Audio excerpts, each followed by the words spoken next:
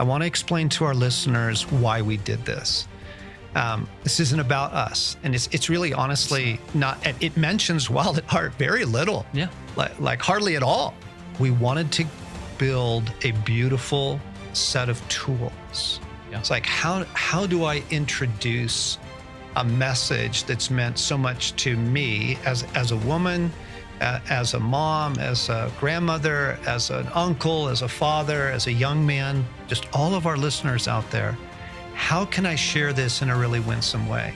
In our day and age, to just send somebody a link to a video, something from like a Netflix series. It looks like a Netflix series. Yeah. It's filmed like that, and to say, hey, I think this episode's really amazing. You need to watch this guy, from Hawaii, or you need to watch this basketball player, or you need to see this artist in London, is so winsome.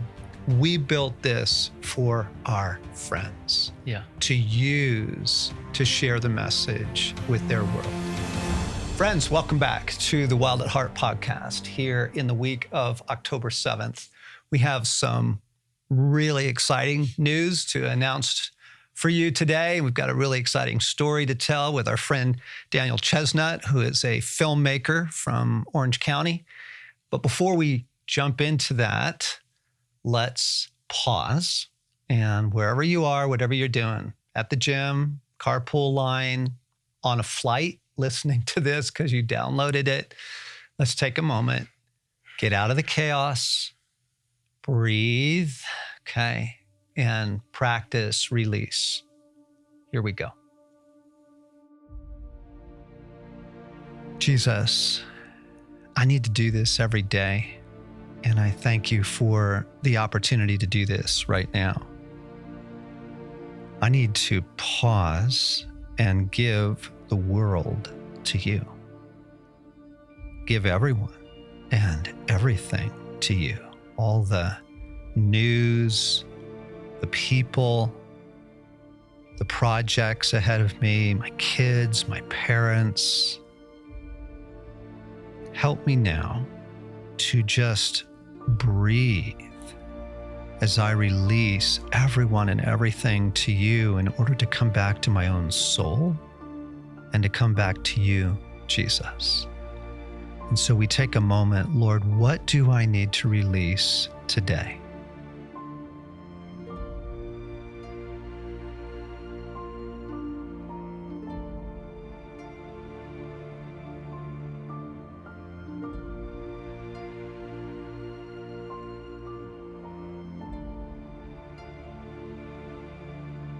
And I do, God. I give it all to you now.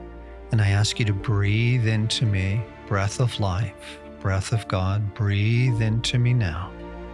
Restore our union, center me in you, and come into this podcast for me and speak in Jesus' name. Amen.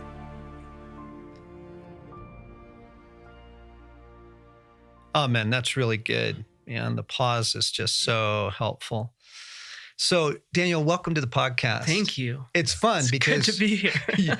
This is wild. This is actually a little bit of, it's not revenge. Yeah. It's not revenge. It feels like it. I have been on the, the angle side of Daniel's camera many, many times, that's including true. This week here. And it's kind of nice to have you in front of the cameras for those of you who are watching on video on YouTube, and those of you who are listening to us. We're introducing our friend Daniel, and our series, Wild at Heart, the series launches this week. Yes. After years of production. In fact, we tried to get this thing actually going during COVID, but we couldn't travel. That's right. And we couldn't travel internationally. We could barely travel around the US. Yeah. Yeah. So it's been bumps and hiccups and stuff, I think because of the magnitude of it. Yeah. And so finally, everybody, we are releasing what we want to tell you about today. And I love the poster. Did you do this? Yeah, Wookie and I and our team put that together. This is awesome. So fun. So again, I'm sorry for our audio listeners. What we're looking at is we normally have the Wild at Heart logo behind us here in the studio on the wall. but we have a poster, a movie poster of Wild at Heart, the series. It's the real deal. Stories of broken men becoming really good men. And that's a 29-degree frame of John Eldredge fishing in so 11 Mile cold Canyon. because it was 29 degrees. That's right. It was so cold that morning. Oh my gosh. I could barely use my hands. That's right. You can't fake it. Yeah. But we're getting ahead of ourselves. We want to tell you about the series. We want to invite you to join us. You get to watch the Prologue episode right now. That's available online now. Mm-hmm. So you can get in the show notes and watch that today. And then this Friday is the premiere. And we're going to tell you everybody about that in just a minute. But Daniel, you've been a Wild at Heart podcast listener for years. Yeah. And never been on this side of the show. Yeah. So welcome to the show, pal. It's good to be here. Yeah. It's good to have you here. Next to Alan, the voice. Yes, the calming voice I need to do like voice. bedtime stories for kids. I think it's a part-time job. You actually do. I know people who use your voice, Alan, to make their pets calm down. I thought you were going to say to fall asleep. So I like that better. I like the pets better. Yeah. I can't tell you the number of people who have told me they fall asleep to my voice, which is like, thank you. Yeah. But you are a filmmaker and you came into our story in a pretty wild way. Yeah. But I don't want to tell that yet. I just want to ask you a little bit about your life, introduce you to our audience. We know you really well from making a bunch of film projects together, but you're in Orange County. Mm-hmm. You're married. Yep. Yes. I live in Orange County. I live in a small little beach town in Seal Beach, married to my wife, Katie, and we have a son who is 12 and a half, Brooklyn. And you and Brooks are surfers. Yeah. We love to surf. Man. He's now at the age where we surf before school together. And come on, I miss the ocean. World. It's wonderful. It's so much fun. And we're past I'm teaching him and pushing him into waves. And now we're surfing together. Really? Yeah, it's really fun. Oh, right on. Joy. That's beautiful. Yeah. Yeah. I dreamt of these days, and now we're in them. And how did you get into filmmaking? It's always intriguing to hear people's stories of like, I never dreamed about, or I always wanted to do this since I was like 5 years old. Yeah, that's not me. I was not the kid that had the home video and made little stories around the house. I started editing in high school. School was really hard for me. Never got good grades. Ended up in a high school with a really high-tech editing program. And that was early. That was kind of a new thing. And I got a good grade. Like, I liked it. Come on. It was fun. I was good at it. And I actually felt the kind of, like I can do this. Wow. And I felt the validation of like a good grade and my teacher liked me. And I was like, you know what? This is something I could do. So I decided when I finished high school, I wanted to go into a film school. And kind of long story short, got into my career really young. I got a full-time job in the surfing industry, doing video at 17. Wow. And so I've literally been from there, started my own production company and doing commercial content, branded content for the last, 15 years. Yeah. Yeah. It's really kind of jumped into my career really young. So every parent listening to this right now is going, oh, thank you. Yes. Thank you. Like there's another way. Yeah. My kid's not doing great in school, doesn't fit particularly well into that learning environment. And yet God can find your passion. That's right. And find what you're good at. Right. Okay, this is how I got into theater. So all my buddies were going into football because that was, the thing to do or whatever in the 60s and in California. And I got in a serious motorcycle accident and was knocked out of sports for a year due to injuries. And I'm hobbling around on crutches for a while, and then I just couldn't play sports. And my mom's like, "Well, why don't you go try out, for the school play? You could get into like drama." And I'm like, "No way, man, that's so lame." And she's like, "There's a lot of pretty girls in that drama class." And sold. Okay. And so here it is. It happens in those. I love this beautiful moment for you. Here's a editing program in a high school that you just do well in and thrive. This is really encouraging for parents listening, because it's like an opportunity of like, oh my gosh, there's another way. Yeah. And you took off. Yep. And Totally. you started making really beautiful commercials. We talk about your tequila commercials? Yeah. Please talk about that. Yeah, I've had the honor to get to do some amazing work. Well, when over I the saw last that, 12 years. Oh my gosh, the storytelling Yeah, of it. thank you. See, it wasn't just the fast cars and stuff, but you did a really beautiful job storytelling. Yeah, and that's the goal is can we find a way to tell a compelling story around everything? Yeah. Because it's in there. You just got to kind of find it. Yeah. And that's what I love about what you guys do, because commercials typically just have a brand selling point or proposition or a lot of sizzle with not much else. And you not only can do great cinematography, Daniel, but you know the story and want to tell the story. Mm-hmm. How did something get to where it is? Yeah. And invite the listener, the viewer into that. And we're going to talk about more of that with Wild at Heart, the series, but I see it in everything you do. Thank you. Yeah. Yeah, it's a particular gift, your narrative gift. Was it the Subaru commercial with the ukulele and that, like the gal down at the shore? Like that was amazingly well done. Thank you. And it didn't feel like a commercial. I felt like I was watching somebody's coming home story. I'm crying at a Subaru commercial. Right. Yeah. Yeah. So you get into filmmaking at 17 and start your own production company. Yep. Yeah. Wild story. I have a 12-year-old son and a 12-year-old business. I started my production company, not by choice necessarily, right around the same time Brooklyn was born. Wow. And that has been the wild part of my story is in parallel raising a son with deep intentionality and also pursuing this business of film and figuring that out. It's just crazy. Yeah, that is. I could say that Brooklyn is our family's healthier than my business. And I'm proud to say that. I think that's a good thing. Well, in Hollywood and in the entertainment industry, that is not the story. That's right.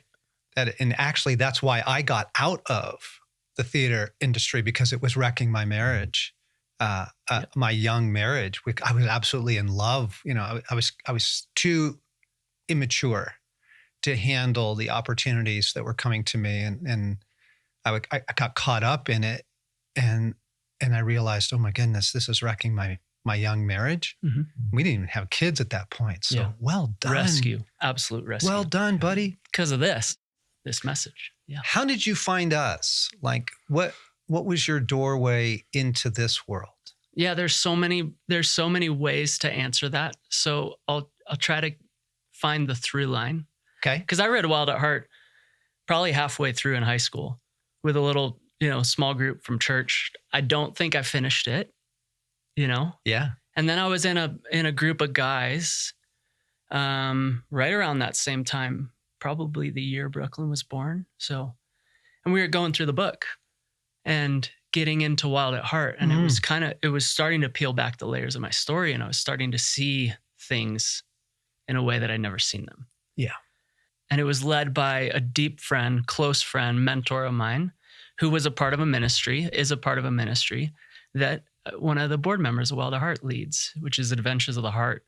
I got to go to a retreat with Adventures of the Heart, which is, really similar to a boot camp experience, and had a radical experience from God. Like, in probably the hardest season of my life, God showed up. I had no idea what he was capable of doing.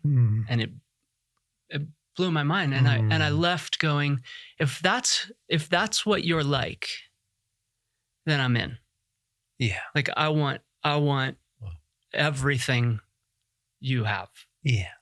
And it was so rooted in your message that I came home and I remember just like, I want to just, whatever John's doing, I want it. So I remember walking with God, like was the first book I read after Wild at Heart. And then Beautiful Outlaw, like absolutely, grew up as a Christian my whole life, and Beautiful Outlaw comes in and just reframes my whole view of the personality of Jesus in a way that was such a rescue. Just deep dive into this message. And the fruit of it has been falling more and more in love with Jesus and actually practicing what you teach of listening. Yes. And actually bringing an intimate life with God into my home, into my business, into my life, and into every category of it. And figuring out what does that mean as a dad and as a husband and in my work when it's work. It's work. It's not that shiny. It's really not. Not on the other side. No. Yeah. Yeah. So filmmaking's rough. Yeah. It's a hustle. Yeah. And you've got to still do a lot of commercial work to do the things that you really want to do. It's sort of like the 80-20 rule, So I'm trying to flip the 80-20. There's the idea that, 20% of the work is the work you want to do and 80% is the work that you have to do. Keep going. I'm like, I want to flip that. So Daniel, I'm curious, how did that experience during the event and then after it, how did that change your approach to your work? Because you had your own company at that time, right? Yep. So how did that change your Monday morning going into work? How were you new or different based on what you were becoming? It's a tough question because it changed me way more than my work. It didn't change what I did. It changed how I did it. Motives, things like motives. And I think at that time, I started a career, starting process. We were really cool. We did a lot of really cool work. We got a lot of recognition. This is it worked quickly. And I felt myself being kind of wanting that, loving the win. Loving the win. Oh, yeah. This message caught me. And at the same time, also, you see the start of my business, it's growing and it's really fun and we're doing big work and cool people and all this stuff. And I'm raising a son. And I dreamt of being a dad. This is where the message really rescued me, is because the tension I felt leaving him to travel for a week for a job, knowing I'd be missing things. I'd come home and he'd be further along. Yeah. He'd be crawling or, tummy time. Now he rolls over. That heartache that I felt this tension and this pull every time I'd go to work. And I felt like I couldn't survive it. It was so painful. And the rescue of this message was actually teaching me how to be present and be okay with missing things and coming home and being present and being okay with missing things, and both of those be true. It was just, I don't know if it does a great job at answering your question, but that's the answer I want to say. Yeah, I mean, it feels like you're you, fully you, wherever you are. Yeah. And then bringing listening prayer into creative development. That's a really fun thing to do. Oh, it's huge. That coming up with ideas isn't all up to me. Yeah. I hope people do that. It's so cool to be I don't know where to start, and then ask and listen and so follow the breadcrumbs. That's a good segue into introducing the series and how this all came about and what we're doing, what it is. Because Wild at Heart, the series, is not a documentary about the organization or me or, it's not that at all.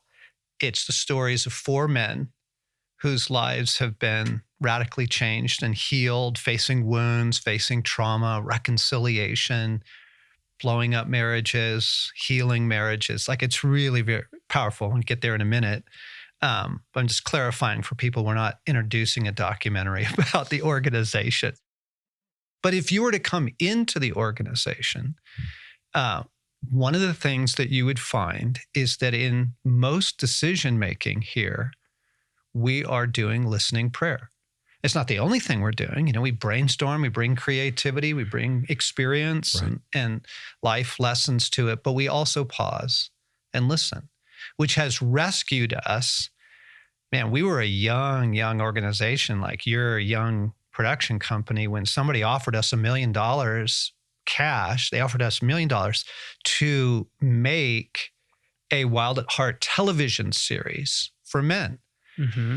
And I remember we're in that meeting and, you know, we're like, okay, you know, there's a speakerphone in the middle of the table because they're making this offer to us, mute.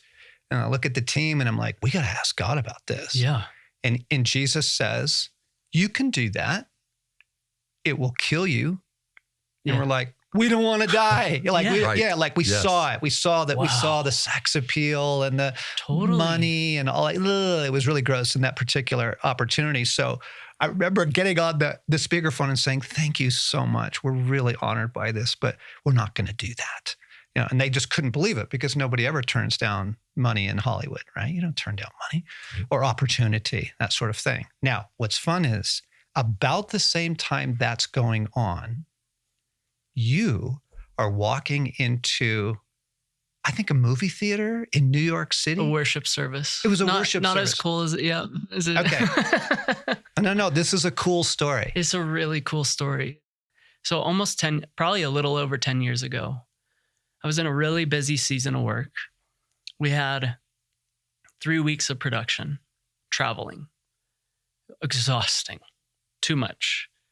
And we decided to bring Katie and Brooklyn out. It was in New York City. So we had a weekend off. They fly out. And Brooks is probably 2, waddling around New York City. It's so fun. We had a weekend off and we're like, oh, let's go to a worship service. It's Sunday morning and go down. And I'm in a worship service. And this is I hadn't been on a retreat yet. Oh, this is prior to Adventures of the Heart and all that. Okay. Yeah. Real out of nowhere. I'm standing in a worship service and even listening prayer is very new to me. And I hear of, not audible, but one of the most poignant times I've ever heard from God was this morning in a worship service in New York City, as I've got a break from work. Katie and Brooklyn are with me.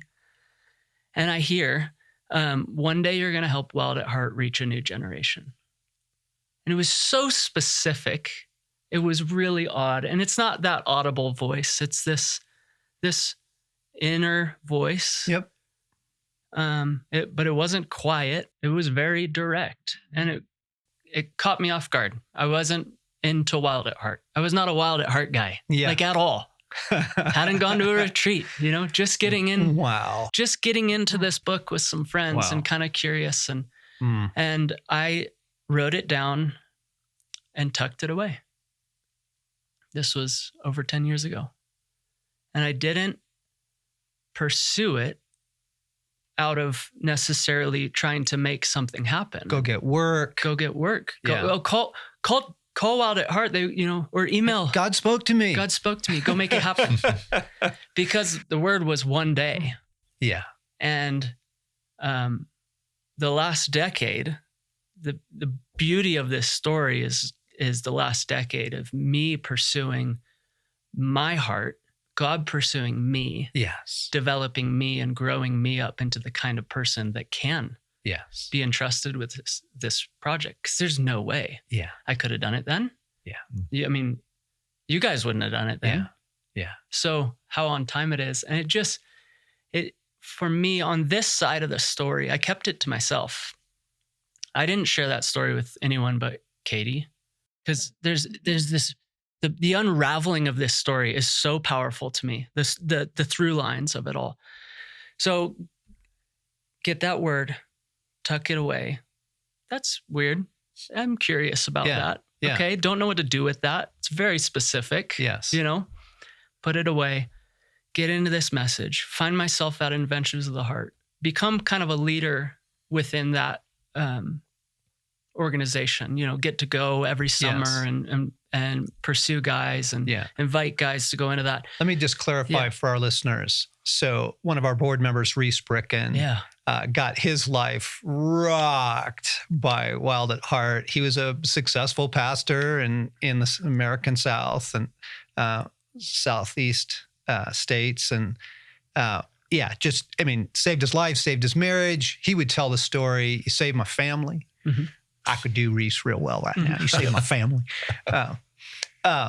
And he launches his own sort of Wild at Heart type thing, which is what we bless. We've just given the message away and we bless that. Yeah. And he's flourished at it, and he's rescued, healed a lot of guys and healed a lot of marriages through Adventures of the Heart. Mm-hmm. His own retreats that he's putting on. Yeah. You get invited into that. I get invited into that. And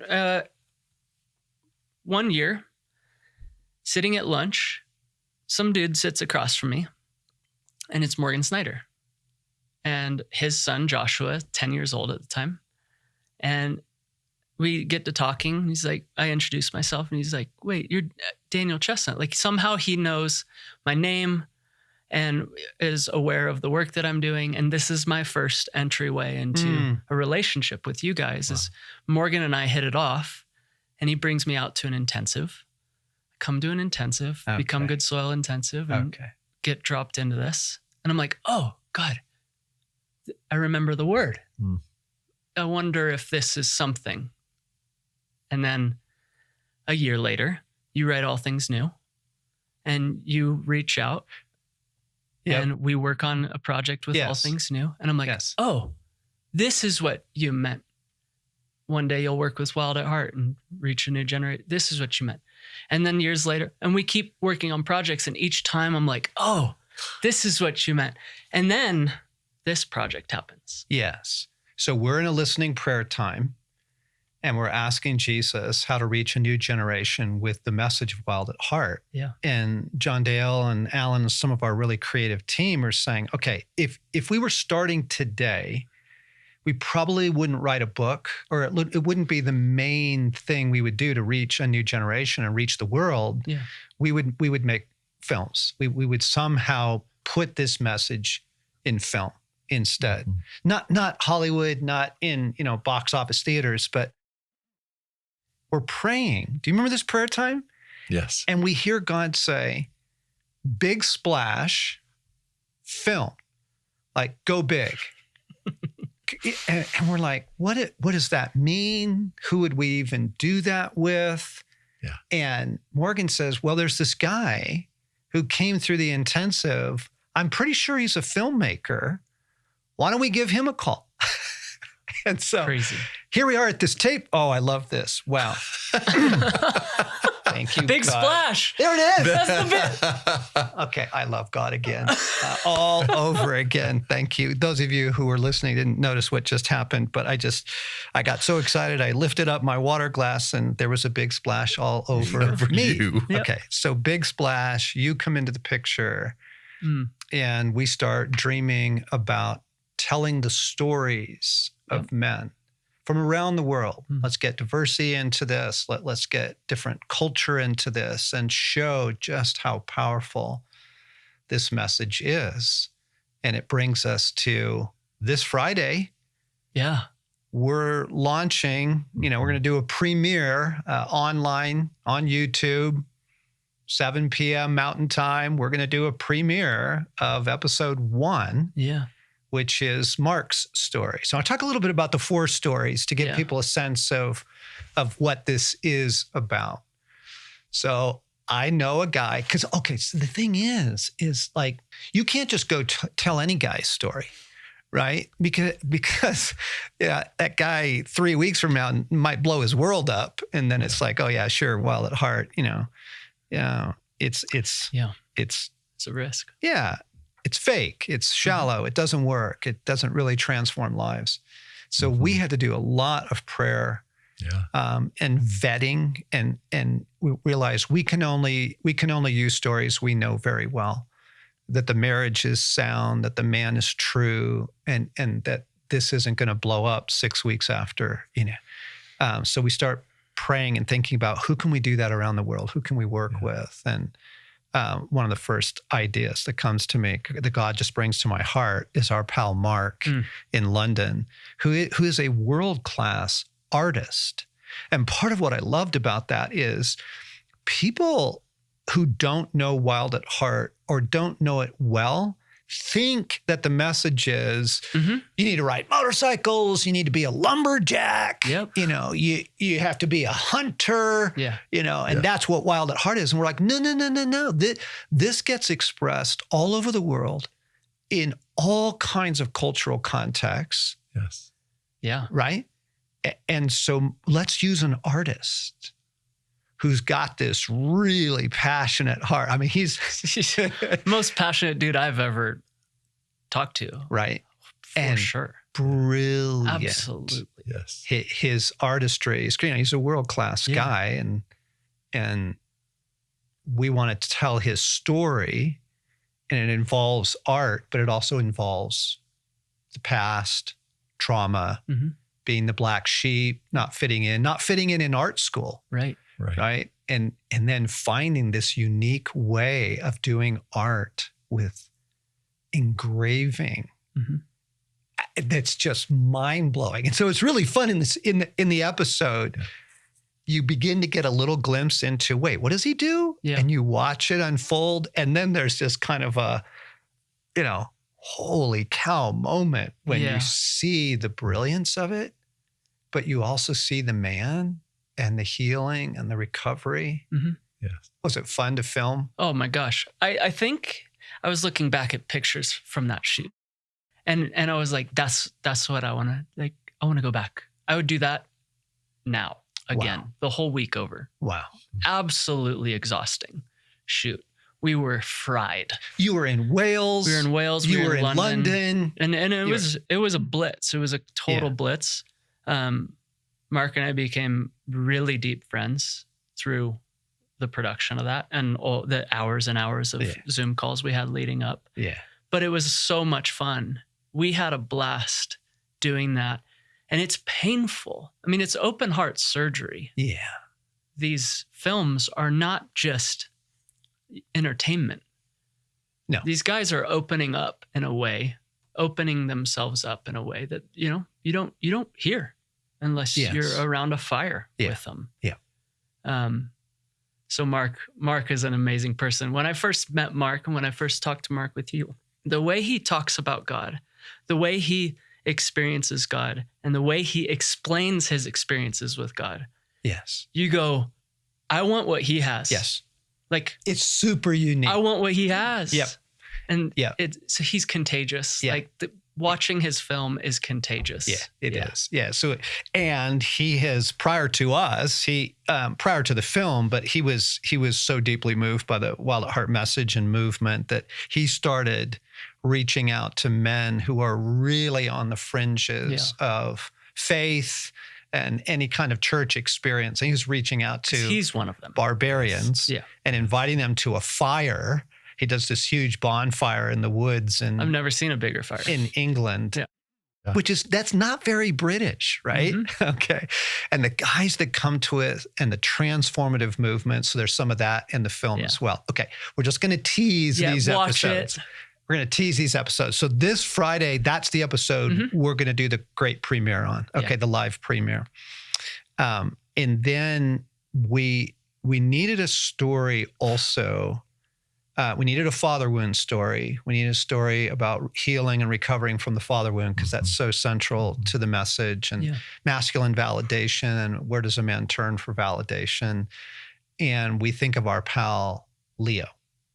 Okay. And Leo, you know, chasing an NBA career, talented basketball guy, gets injured. And there's this story of a man's search for validation, the heartbreak of the loss of a dream, but actually takes him back. His dad was a heavyweight prize fighter. Yeah. He was ranked like fourth in the world at one time, fighting guys like Sonny Liston, you know, back in the 60s. And Leo's story is, well, you've met him. I mean, he's a magnetic guy. He's super magnetic. And he actually, you know, after that even had some time in Hollywood and was in several TV shows and that's right, as an actor, but an incredibly talented athlete, actor, a huge heart, has sons, and you get to know his story and you go, oh my gosh, the scars that were there and what he has worked through with God is heartbreaking, but it's breathtaking to see where he is today. Yeah. It is. And then there's just this wild moment that God sets up for the filming. Yeah. So Leo has a child by another woman, young, days outside of Christ, outside of God in the kingdom. He has a son that he has not really reconciled with. Yeah. And that takes place in the episode. Yeah. It's beautiful. It's incredible. It's real. Yeah. It's real. Yeah. It's all very real. Yeah. Yeah. None of we don't go in scripted. Mm-mm. We go in to find out. Let's go find out the story. Yeah. Right? Yeah. About 8 hours of interview. Yeah. With each guy. Wow. That's a lot of footage to get through. Yeah. The episodes are about 40 minutes, 45, 50 minutes in length. And then you've got, we really, really wanted a love story. We really wanted, it can't just be about men. Yeah. We really wanted a woman's heart and a woman's perspective. And so Pablo and Monita from Colombia, who meet young, fall in love young, and he is a very uninitiated, unfathered young man and ends up blowing up his marriage. Yeah. But their story, so beautiful. Yes. They're just the most winsome people in the world. They're so winsome to watch on film. And you're watching heartache, you're watching reconciliation, but to hear Juanita's perspective on things, it's such a gift. Yeah, I think that one I'm really excited about because I think it's so rare to hear stories like theirs end well. You know? Yeah. And there are so many people exactly where they were, and to be able to show a roadmap, a blueprint of that there is another way. Yeah. Like healing. Yes. Restoration. Yes. Your marriage actually thriving. Yes. Like not just thriving. If I think of a marriage I want Katie and I to have, Pablo and Juanita are who we think of. Yeah. They're powerful couple. Yeah. And they're the most loving people you can be around. And I just think that's what people need to see, that it's possible. They need to see it. They need to get into it. Yes. You need to feel these stories. You need to go back, and you do a ton of on location stuff. Yeah. And it's let's go back to Miami. Let's go back to where it blew up. Let's, and the theme line, the through line of the series is these stories don't have to end in disaster. No. That's the hope, right? Yes. There's a lot of heartache in the world, and everyone has their pain. Everybody's got their things, that they need to sort through in their life, but it doesn't have to blow up. Yeah. Or if it does blow up, it doesn't have to end there. Right. There's reconciliation, there's hope, and you just see it through each story. And then we get to our pal, Sam. Yeah. And I knew that Sam, he was going to be the most difficult person to get to say yes to be on camera, right? And not only that, once he said yes, to actually schedule it and do it. Yeah. Yes. Yeah. Yes. No. Yes. No. Yes. In a while. Yeah. Because he's such a beautiful soul. This is a very, very beautiful soul. And a very tender soul, which I think, again, is so important to the Wild at Heart world, is you're not watching, mixed martial art fighters and cage fights. That's not what we're talking about when we talk about courage, when we talk about authentic masculinity. I think this is going to really move people very deeply to say, oh, you're showing us a palette. Yes. Right. And you're showing us men who have made really bad mistakes, who have really, if you just stopped at 10 minutes in, you'd think the rest of their story can't go well. Yes. And so we're showing the authenticity of a life transformed by God, but in very beautifully shot, well, intimate ways that I think anybody watching this will go, Yeah. there's hope for me. Yeah. Wherever I'm at in my story, Totally. I want this. Yeah. And so part of why I wanted Sam's story is you have that super successful in the eyes of the world guy, lives in Hawaii. He's done a lot of big development projects in the Pacific Rim, Bali, and places like that.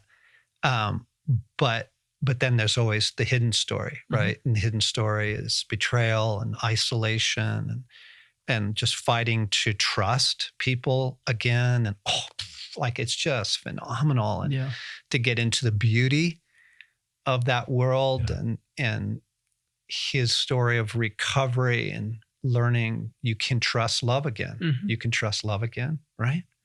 Yeah. Sam's story is really special to me because working on that, giving a little behind the scenes, that was a hard one. It was a hard one. It was fought for. Yeah.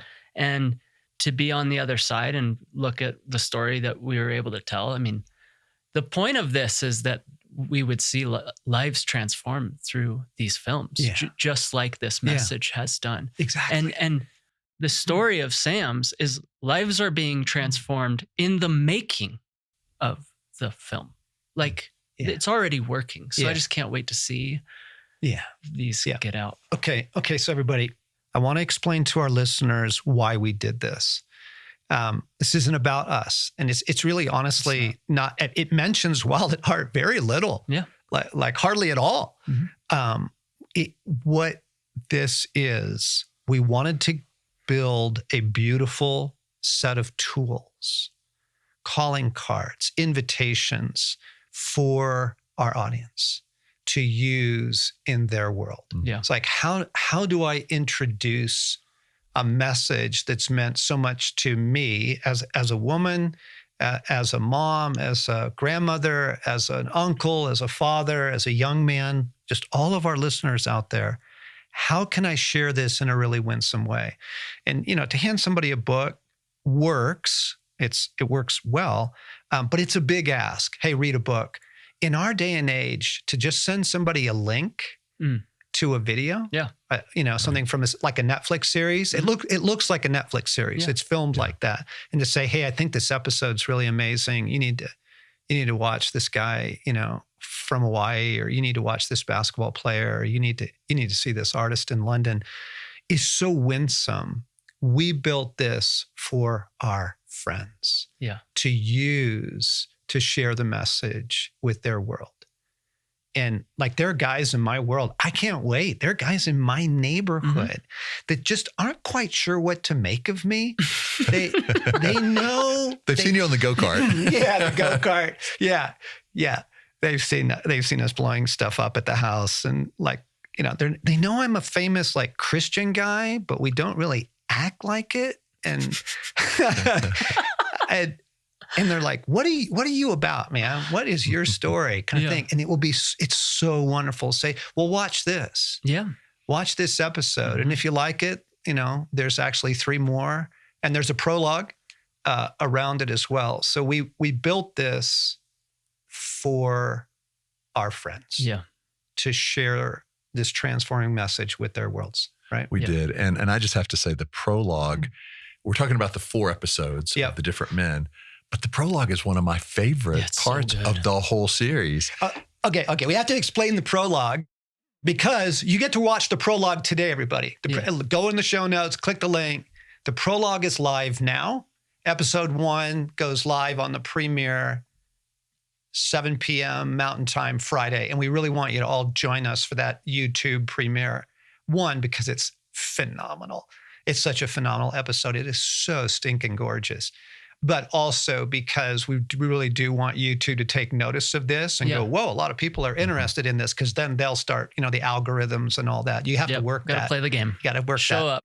Okay. Let's do it. So we're trying to figure out how to market this to the world. And we thought, well, let's put it on Netflix. And we had some very generous friends offer to open some doors at Netflix for us. And we're kind of listening and praying and kind of like, no, I don't think that's it. So we actually reached out to some friends at The Chosen because they went about things in such a unique way when they got started. And we're like, okay, talk to us about your experience, that sort of thing. We're like, could you watch this? So we send the series to them. And we're talking to one of the guys that helps them get their thing out around the world. And he's like, fellas, this is so stinking raw. He's like, people aren't like you. They don't get out there and tell their stories like this. Yeah. You send this to like Uncle David and he's going to go, whoa, why am I watching this? You need a prologue. You got to set this up. I mean, why the series? What is this about? Why am I watching this? Oh, we were too close to it to know that, right? And he's like, you even have like a language, wounds and heart and stuff. He's like, you got to set this up for people. Yeah. And then you cook up the idea of, well, John, let's tell your story. Yeah. Growing up in an alcoholic home and your healing journey and how Wild at Heart got written, which was the last thing I wanted to do. You dodged it until you couldn't. We had an outsider say, yeah, we need to do this. I dodged this until I couldn't. And then we had someone that we respected tell us, you need to do this. And then it was like 3 weeks later, I'm standing in the river in 28 degrees here in Colorado telling the fishing story with my dad. And so beautiful. Yeah, it's a very beautiful setup to the series. What I love about the prologue is when I read Wild at Heart, when I read your books before knowing you, now I know you. I ask the question, how do you become the kind of man that writes Wild at Heart? Like you don't just sit down and write a book that becomes a movement across the world and transforms the lives of millions of people and families and marriages. You don't just choose to do that. It's clearly out of your life, these books. Or it's not true. Yeah. And that's what I love about the prologue is it was permission to begin to, who's John? How did you come? How did this come to happen? be? How did this happen? What was your life like? What was your life in God like? Yes. That the fruit of that is this book and now this film series that's going to go out into the world. Yeah. It's so cool. It's such an honor. Yeah. So you can watch the prologue today, everybody. That's on. It's on YouTube. It's on our website. Yeah. It's in the show notes. You can click there. I think we might roll the teaser to the prologue. Do we have a teaser to the prologue or not? We do. Okay. Let's roll that as the outro here. But we also want to invite you all to come to the live premiere of episode 1, Mark's episode, The Artist in London, Friday, October 11th, 7 p.m. Mountain Time. And Daniel and I will be on the live premiere and stuff. So one, because it'll be fun to be together, everybody, to share in this. Invite your pals, invite your family to sit down and watch it together on YouTube. But also so we can drive the algorithm. We want to get this in front of people, and then you get to start sharing it. It's like click and send. Hey, right? And people will get to watch another episode, another chapter each week. Yep, every Friday out. A new episode will drop. Yeah. After episode 1, every Friday. Yeah. So the 18th, the 25th. 3 weeks. Yeah, we're going to roll it out. Yeah. So we get to look forward to that. Super excited. Yeah. Yeah. It's a wild story. And it's so filled with beauty and redemption. It's a story of redemption. Yeah. My story is a story of redemption. Mark's story is a story of redemption. Leo's, Pablo and Monita story, Sam's, your story. Yes. Your story, right? Yeah. We are all rescued people, which is why when we started the organization, we called it Ransomed Heart. We are all ransomed hearts, rescued hearts.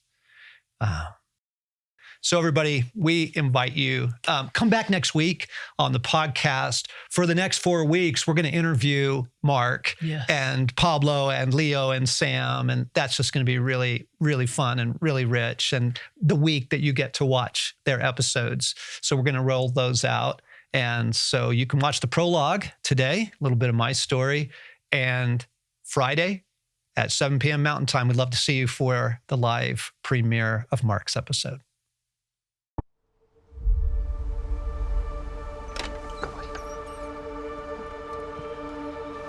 A wound that is unacknowledged is a wound that cannot be healed.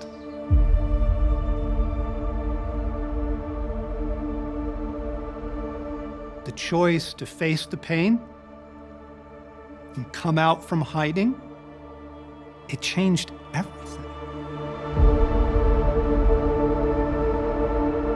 The things that I'd swept under the carpet, the rage, it started to tear up the carpet.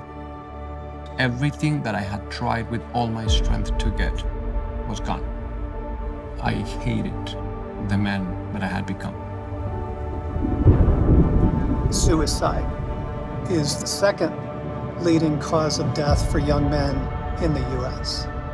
Depression among men is at an all-time high. It's a crisis of identity.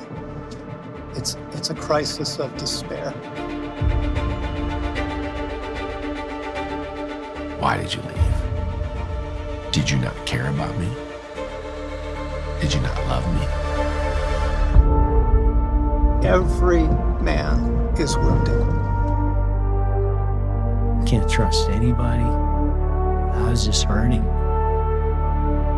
I was, before my eyes, losing the most important person in my life, and I wasn't doing anything about it.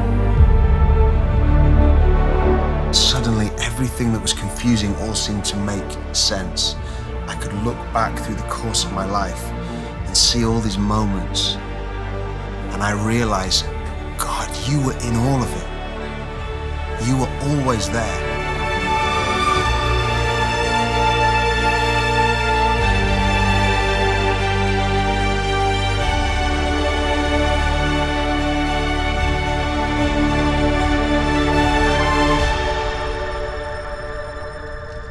It is going to open up for you a world of hope. As you watch these stories, you're going to understand your own.